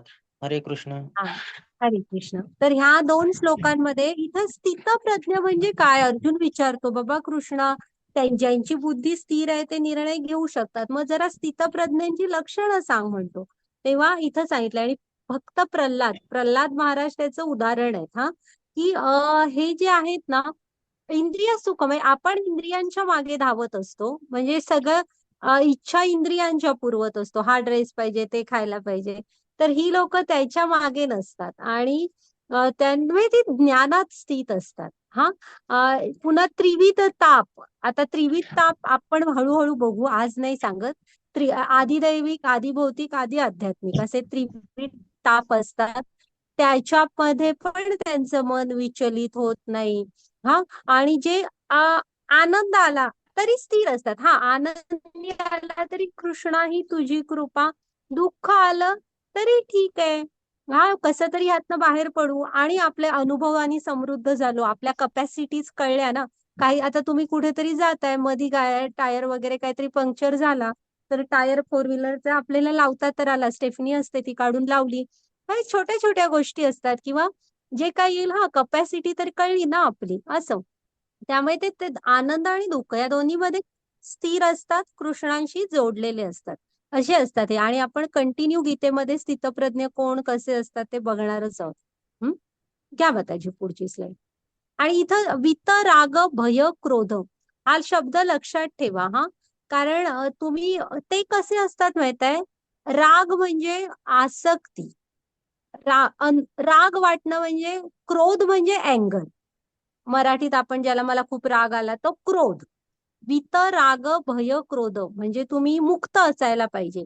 आसक्ती, भीती आणि क्रोध ह्यापासनं मुक्त असाल तर कृष्णांकडे जाऊ शकाल. ओके. का असं सांगितलंय तर आसक्ती असते ना, त्याचं एक हे असतं सुरू. राग म्हणजे आसक्ती आहे हा. इथे तुम्हाला प्रेम वाटणं, प्रेमाच्या पुढचं आसक्ती. तर त्या आसक्ती अ भीत राग हा भीती आणि क्रोध ह्याच्यापासून मुक्त असायला हवं. स्थितप्रज्ञ मुनी मुक्त असतात. आसक्ती म्हणजे कसं तुम्ही इंद्रिय विषयांच्या जर का चिंतन करणं म्हणजे त्याचाच विचार एखाद्या गोष्टीचा करू लागला तर पुढे टप्पे दिलेत. वाचा म्हणजे कसं कसं वाढत जातं दिलंय त्याने. इंद्रियांच्या वस्तूंचे चिंतन करताना माणसाला त्यांच्याबद्दल आसक्ती निर्माण होते आणि अशा आसक्तीतून वासना विकसित होते आणि वासनेतून क्रोध उत्पन्न होतो. रागातून संपूर्ण भ्रम निर्माण होतो आणि भ्रमातून स्मरणशक्तीचा भ्रम निराश होतो. स्मृती विचलित झाली की बुद्धी नष्ट होते आणि बुद्धी नष्ट झाली की पुन्हा भौतिक तलावात पडते. हरे हा कृष्ण. म्हणजे कसं आहे तुम्ही इंद्रिय विषयांचा काहीतरी विचार करायला लागला. हा की आपण मग ना विचार बाजूला योग्य वेळेस ठेवू शकलो तर ठीक असतं. नाही ठेवू शकला तर आपल्याला आसक्ती तयार होते. मग आसक्ती म्हणजे मला ते हवंच आहे.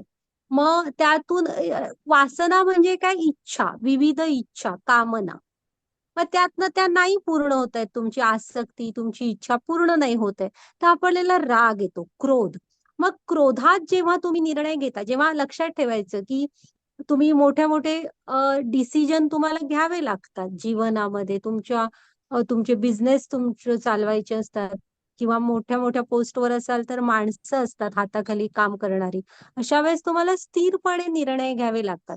रागातून निर्णय घ्यायचे नसतात. जेव्हा क्रोधामध्ये तुम्ही निर्णय घेता तेव्हा ते योग्य नसतात. शांत डोक्याने जेव्हा परिस्थितीचा विचार करून निर्णय घेता तेव्हा ते योग्य ठरतात. मग इथे काय असतं जेव्हा तुम्हाला इच्छा पूर्ण होत नाही म्हणून अँगर आलाय, क्रोधात आहात आणि निर्णय घेताय तेव्हा भ्रमात पोचता.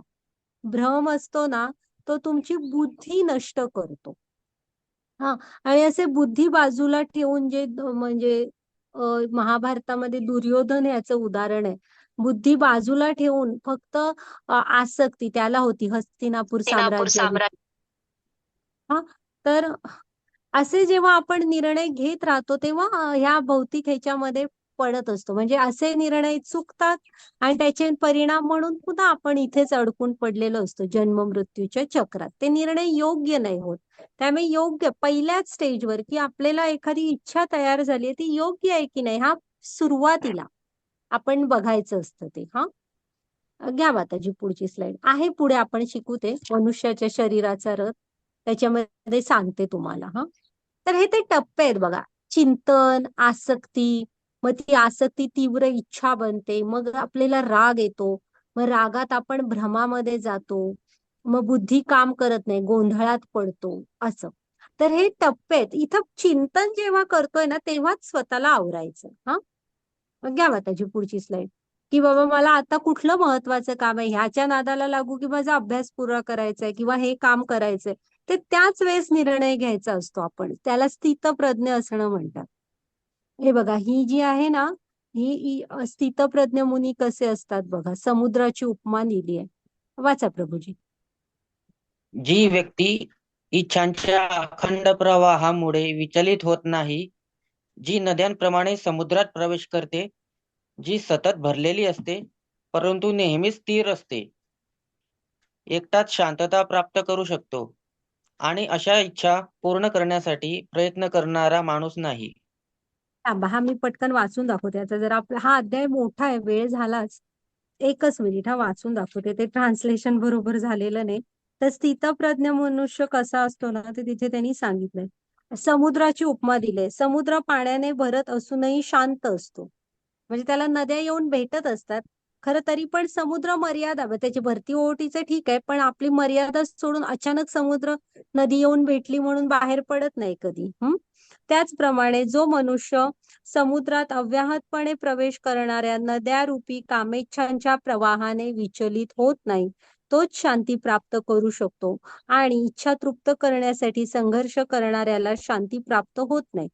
तर आहे ना, इथं तुम्हाला स्थिर राहायला पाहिजे. स्थितप्रज्ञ मुनी असतात ते समुद्राला वेगवेगळ्या नद्या येऊन भेटत असतात, तरी तो त्याच्या मर्यादा सोडत नाही, स्थिरच राहतो. म्हणजे त्याच्या मर्यादेत राहतो. त्याप्रमाणे आपण पण स्थिर राहायला शिकायला हवं. हा, तर चालेल. घ्या माताजी पुढची स्लाईड. आपण वाहून जायचं नसतं, आपण बुद्धीचा वापर करायचा असतो. आता आपण आजच्या अध्यायात काय शिकलो, की आपण शरीर नाही आत्मा आहोत. आत्मा एका शरीरातून दुसऱ्या शरीरात जातो. कृष्णासाठी केलेली कुठलीही छोटी सेवा सुद्धा गमावत नाही. हा, आणि आत्म्याचा आकार सांगायचा राहिला. आत्म्याचा आकार हा केसाच्या टोकाच्या 10,000वा भाग एवढा असतो. हा, लक्षात ठेवा की आपलं एक केस, त्याचा टोक, त्याचे 10,000 भाग केलात तर एक भाग जेवढा भरणार तेवढं आत्म्याचं वजन असतं आपलं. आणि माताजी पुढची स्लाइड घ्या. झाल्या. आणि अर्जुनाला करुणा म्हटला तेव्हा आत्म्याचं ज्ञान दिलं. आनंद नाही म्हटला तेव्हा काय सांगितलं, की 2 पर्याय दिले, की मृत्यू पावलास तर स्वर्गाच्या सुखाचा आनंद घेशील आणि जिंकलास तर पृथ्वीचं साम्राज्य मिळेल. त्याच्यानंतर पापी प्रतिक्रिया, तर कृष्णाच्या सेवेत केलेलं कुठलंही कामाला पाप लागत नाही. असमंजस मध्ये होता, तर तुझ्या बुद्धीला फाटे फुटलेत म्हणून असमंजस मध्ये आहेत म्हटलं. आणि मग स्थितप्रज्ञ मुनींची लक्षणं सांगितली. झाला आपला आजचा अध्याय. माताजी बघा स्लाइड आहेत का अजून काय? तर झालाय आपला अध्याय. हा, हरे कृष्ण. वैष्णव प्रणाम मंत्र म्हणते. 2 मिनिटं. वांछा कल्पतरुभ्यश्च कृपा सिंधुभ्य एव च पतितनां पावनेभ्यो वैष्णवेभ्यो नमो नमः. अनंत कोटि वैष्णव वृंद की जय. श्रील प्रभुपाद की जय. निताय गौर प्रेमानंदे. हरि हरि बोल. जय जय श्री राधे, जय जय श्री राधे, जय जय श्री राधे श्याम.